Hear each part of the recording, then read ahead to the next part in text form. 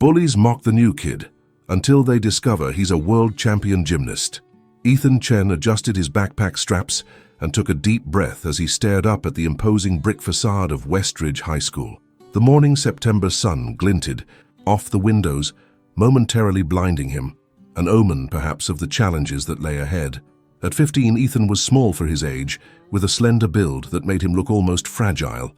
His dark hair fell across his forehead in a way that his mother would have brushed aside if she were here. Just get through the day, keep your head down, start fresh. The hallways of Westridge buzzed with the chaotic energy of teenagers reconnecting after summer break. Ethan slipped between groups of friends, clutching his schedule and map, trying to be invisible. He'd perfected invisibility at his last 3 schools. His father's job in international business meant constant relocation, and Ethan had learned that blending in was the safest strategy for the new kid. He reached his locker and fumbled with the combination, acutely aware of the stares from nearby students. Westridge was known for its championship-winning sports teams, evident from the trophy cases that dominated the main hall. The school practically worshipped its athletes, a fact that made Ethan's stomach tighten with anxiety. "You're in the wrong place, little man." The voice came from behind, deep and deliberately intimidating. Ethan turned to find himself facing a wall of muscle in a varsity jacket. Jason Miller. Ethan had already heard the name whispered in the hallways. Senior, star, quarterback, unofficial king of Westridge High. "This is my assigned locker," Ethan said quietly, holding up his paper. Jason snatched the paper, glanced at it, then crumpled it into a ball. "This is athletes' row, for actual athletes." He looked Ethan up and down with exaggerated assessment, "which you clearly are not." Laughter erupted from behind Jason. 2 other boys in matching varsity jackets, Marcus Devlin and Damon Wright, as Ethan would later learn, flanked their leader like loyal lieutenants. "Maybe he's a jockey," Marcus suggested, eliciting more laughter. Ethan said nothing, his eyes fixed on the floor. He'd been in this situation before. Engaging only made it worse. Jason leaned in closer. "Hey, I'm talking to you, China boy." "I'm Korean American," Ethan corrected automatically, immediately, regretting the words. Jason's eyes narrowed. "Oh, we got a smartass." He planted a hand on Ethan's chest and pushed him against the lockers. Not hard enough to hurt, just enough to establish dominance. "Listen up. At Westridge, there's a natural order. People like me at the top, little. Nobody's like you at the bottom. Accept it and we'll get along fine." The warning bell rang, saving Ethan from further interaction. Jason and his friends swaggered away, leaving Ethan to gather his scattered papers from the floor. "Don't let them get to you." A girl with curly brown hair and kind eyes had stopped to help. "I'm Lily," she said, handing him his crumpled schedule.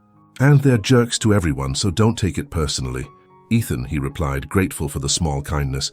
"And thanks, but I'm used to it." "That's the saddest thing I've heard today," Lily said with a frown. "You shouldn't have to be used to anything like that." Ethan shrugged. If only she knew. He'd faced worse than Jason Miller many times before. What was one more school of bullies to endure? What none of them knew, what no one at any of his schools had ever known, was that Ethan Chen was more than just the quiet new kid. Back in Seoul, before his family's international moves began, he had been a nationally ranked junior gymnast. Years of training had given him strength disproportionate to his size, flexibility that defied normal limits, and a discipline that few teenagers could comprehend. But that was a different life. His father's career had taken precedence, and while Ethan still trained privately whenever possible, he kept his gymnastics life completely separate from school. His parents had always emphasized academics over athletics. "Gymnastics is a hobby, Ethan," his father would say. "Education is your future." So Ethan learned to be 2 different people, the invisible student at school and the focused athlete at home, where he maintained a rigorous training schedule with whatever equipment he could access. The first week at Westridge passed in a blur of new classes, confusing hallways, and strategic avoidance of Jason and his crew. But as Ethan discovered, there was no avoiding the self-appointed rulers of the school for long. The cafeteria was the worst. An open arena where status was on full display, with the athletes' table standing as the uncontested center of power. Ethan sat alone at the far corner, picking at his lunch and reading a physics textbook. "What do we have here?" Jason's voice cut through Ethan's concentration. Before he could react, his textbook was snatched away. "Studying during lunch? You're really going for the full stereotype, aren't you?" Marcus and Damon flanked Jason, creating a wall between Ethan and any potential help. Not that any would come. Teachers in the cafeteria had mysteriously developed selective blindness to Jason's behavior. "Please give it back," Ethan said quietly. "Please give it back," Damon mimicked in a high-pitched voice. "Why don't you make me, shrimp?" Ethan remained seated, his face impassive despite the fire burning in his chest. His hands, resting on the table, briefly curled into fists before he forced them to relax. "Don't engage. Don't escalate. It only makes it worse. Look at him. He's too scared to even stand up," Marcus laughed. In that moment, a ridiculous thought flashed through Ethan's mind. He could, if he wanted, execute a standing back tuck from his seated position and land it perfectly behind them. The move would require explosive strength that none of these football players, for all their bulk, could match. He could see their shocked faces in his mind's eye, but instead he sat still, waiting for them to tire of his non-response. Jason, bored with Ethan's passivity, dropped the textbook into his lunch tray, splattering spaghetti sauce across the pages. "Oops," he said with exaggerated concern. "Guess you'll have to get a new one." As they walked away laughing, Ethan carefully cleaned his textbook, his movements precise and controlled. Across the cafeteria, Lily caught his eye and offered a sympathetic smile. Ethan nodded back, but didn't return the smile. 7 months. And 12 days until Dad's next transfer. I can make it that long. Physical education quickly became Ethan's daily nightmare. Coach Brenner, a former football player himself, clearly favored the athletes and seemed to find Ethan's slight build personally offensive. "Jen, what kind of pathetic excuse for a push-up is that?" the coach bellowed during the fitness assessment. "My grandmother can do better, and she's been dead for 10 years. Ethan could have executed perfect military push-ups for far longer than the assessment required. Instead, he struggled through the minimum, reinforcing everyone's perception of him. It was safer this way. Standing out invited attention, and attention invited trouble. The pattern continued for weeks. Jason and his friends escalated their harassment from verbal taunts to more physical intimidation, shoving Ethan in the hallways, knocking books from his hands, accidentally tripping him in the cafeteria. Through it all, Ethan maintained his silence and his secret. Each afternoon he would return home to the small basement gym his parents had allowed him to set up. There, he would train until his muscles screamed, releasing all the frustration and anger of the day through rigorous, disciplined movement. The turning point came in late October, during a particularly brutal gym class. Coach Brenner had set up a climbing rope as part of a strength assessment. "All right, ladies," the coach announced. "Today we see who's got upper body strength and who belongs in remedial PE." One by one, students attempted to climb the thick rope. Some made it halfway, the stronger ones all the way to the top. When it was Jason's turn, he ascended with confident, if somewhat clumsy movements, ringing the bell at the top with theatrical flair. "That's how it's done," Coach Brenner approved. "Chen, you're up next." Ethan approached the rope, feeling every eye in the gymnasium on him. His palms itched to grip the familiar texture. This was literally child's play compared to his regular training. "Don't show off. Just do enough to pass. Nothing more." He gripped the rope and began to climb with deliberately awkward movements, pretending to struggle. Behind him, snickers grew into outright laughter. "What's the matter, Chen? Need a stepladder?" Jason called out.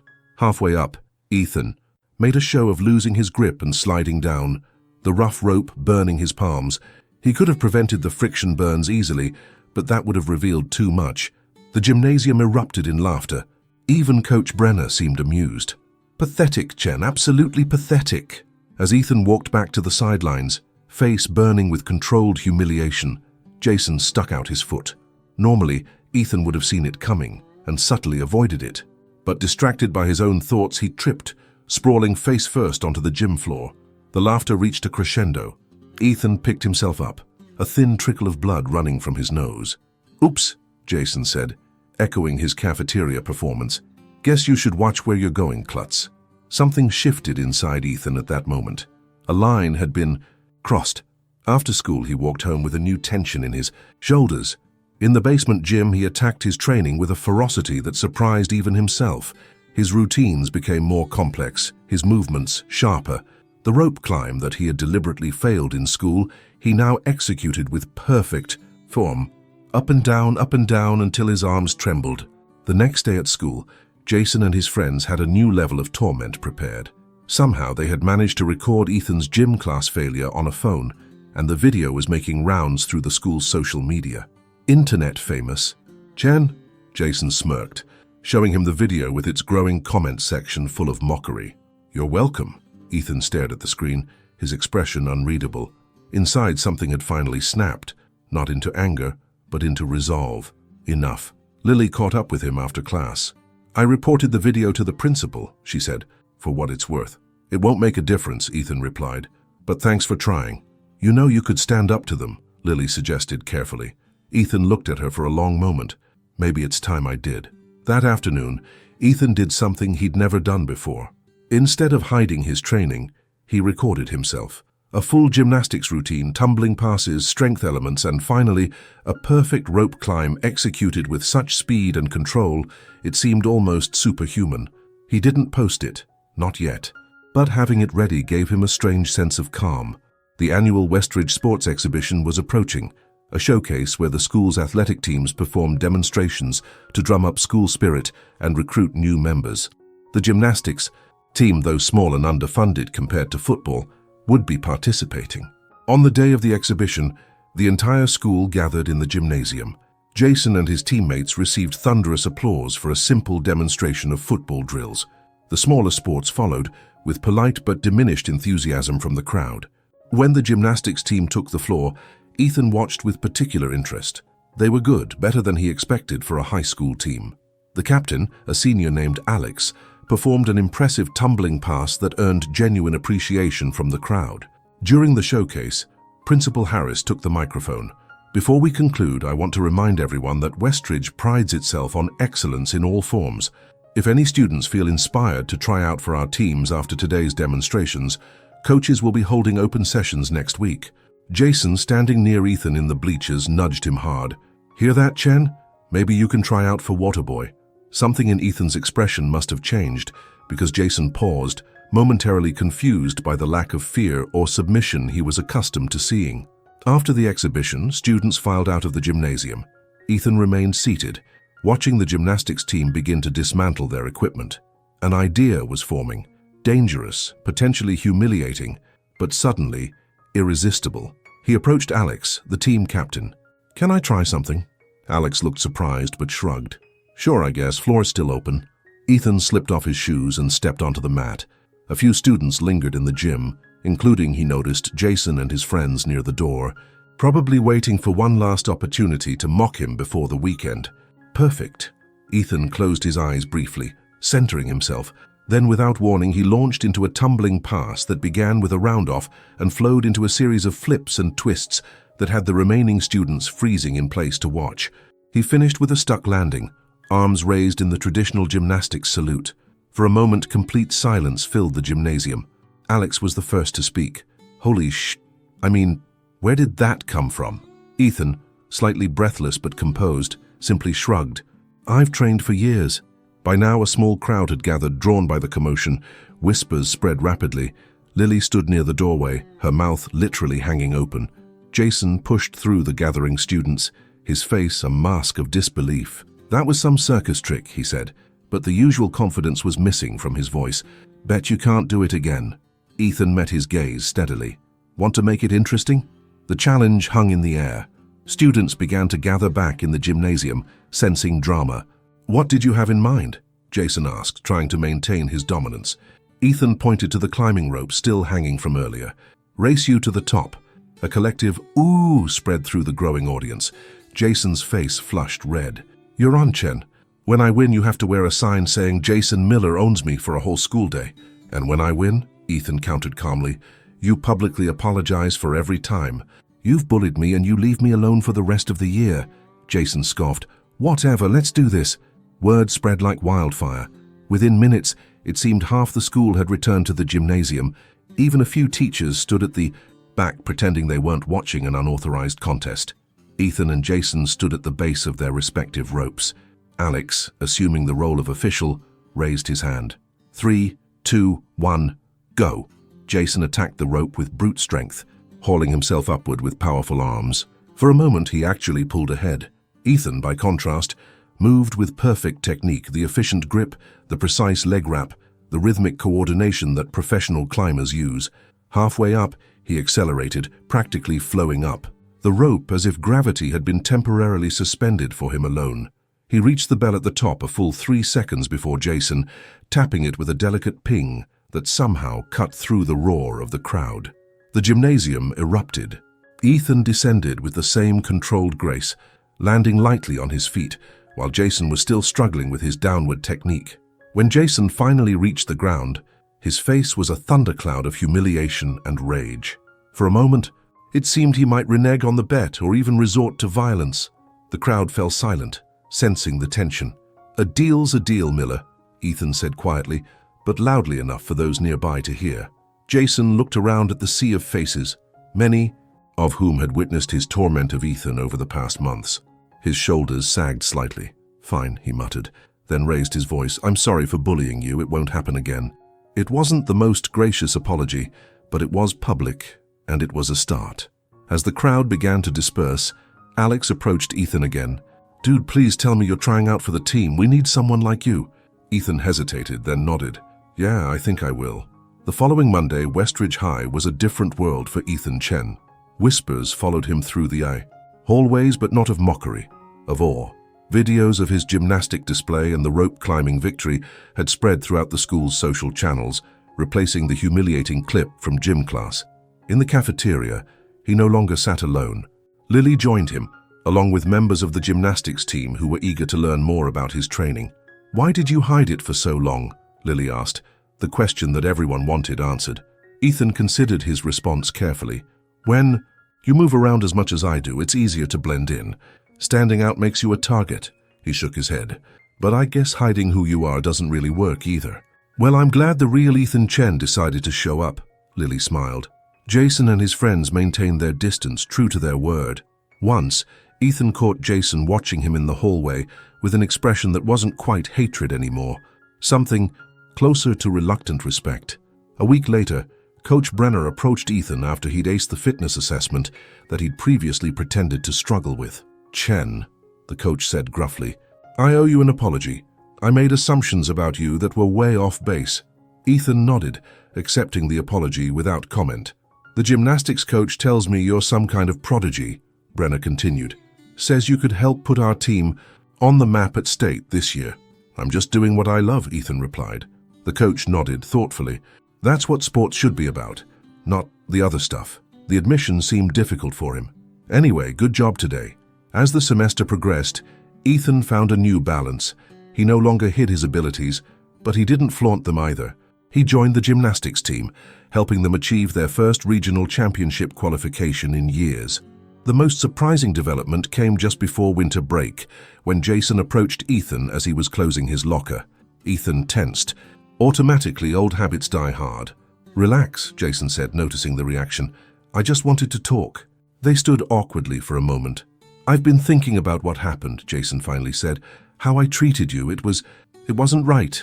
Ethan waited, sensing there was more. "I guess I wanted to say I'm actually sorry this time. Not because I lost a bet, but because—" Jason struggled with the words. "Because you didn't deserve any of that crap and I was a total jerk." "Why me?" Ethan asked, the question that had been on his mind for months. "Out of all the kids at this school, why target me?" Jason looked genuinely thoughtful. "Honestly, because you seemed like you wouldn't fight back, like an easy win." He shook his head. "Pretty pathetic reason, huh?" "Yeah," Ethan agreed. "It is." Jason nodded, accepting the blunt assessment. "Anyway, that's all I wanted to say." He turned to leave, then paused. "You're crazy good, by the way, at the gymnastics stuff." "Thanks," Ethan said. It wasn't forgiveness exactly, but it was acknowledgement. A step forward. That evening, Ethan's father announced some unexpected news over dinner. "The Seoul office wants me back," he said. "We'll be moving again in June." Normally, such news would have been met with Ethan's resigned acceptance. Another move, another school, another chance to be invisible. But this time he found himself reluctant. "I want to finish the school year here," Ethan said firmly. "The gymnastics team is going to state, and I've made commitments." His parents exchanged surprised looks. This was new territory, their typically accommodating son taking a stand. "We can discuss the details," his father conceded. a note of respect in his voice that Ethan hadn't heard before. Later, in his room, Ethan scrolled through messages from his new friends on the gymnastics team, plans for competitions, training suggestions, inside jokes. For the first time in years, he belonged somewhere. His phone buzzed with a new message from Lily. "Movie tomorrow." Ethan smiled and typed back, "Definitely." He glanced at the medals hanging on his wall, achievements he'd previously kept hidden in boxes. It felt good to have them on display, to acknowledge that part of himself. The new kid, the quiet kid, the invisible kid. Those were roles he had played for so long he'd almost forgotten who he really was. But now everyone at Westridge knew he was Ethan Chen, gymnastics champion and a force to be reckoned with. And more importantly, he knew it too. Sometimes he realized the only way to stop being a target is to show your true strength. It wasn't about the physical displays of skill or even about standing up to bullies. It was about having the courage to be authentically himself, regardless of what others might think or do. Some of his classmates had learned an important lesson as well. Appearances can be deceiving, and the quiet ones often have depths you can't imagine. As for Jason, perhaps he had learned the most valuable lesson of all, that true strength isn't about dominating others, but about recognizing when you've been wrong and having the courage to make amends. In the end, Ethan hadn't just revealed his gymnastics prowess, he had discovered something far more valuable: his voice, his confidence, and his place in the world. No matter where his family moved next, he would carry that with him, no longer hidden, no longer afraid. Some battles aren't won with fists or force, but with the simple, powerful act of refusing to be less than who you truly are.